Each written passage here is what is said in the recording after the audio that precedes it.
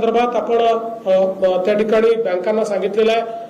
आजही सर्व जिल्हाधिकाऱ्यांना सांगितलेलं आहे की त्या जिल्ह्यातल्या लीड बँकांची बैठक घेऊन आणि सगळ्या बँकर्सला एकत्रित करून योग्य वेळेत हा पतपुरवठा त्यांना होईल असा प्रयत्न केला पाहिजे।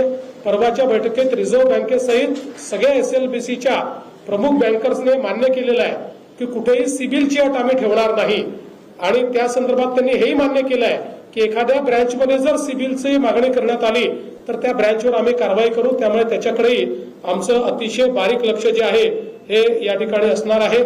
वेगवेगळ्या ज्या नवीन पद्धती आहेत ज्याच्यामध्ये फलोत्पादनामध्ये आपल्याला वाढ करायची आहे, नैसर्गिक शेतीमध्ये आपल्याला वाढ करायची आहे, गटशेतीमध्ये आपल्याला वाढ करायची आहे, बांबू लागवडीमध्ये आपल्याला वाढ करायची आहे, विविध प्रकारचे जे अन्य पिकं आहेत की ज्यातनं शेतकऱ्यांना एक प्रकारे कॅश क्रॉप म्हणू शकतो आपण सुगंधी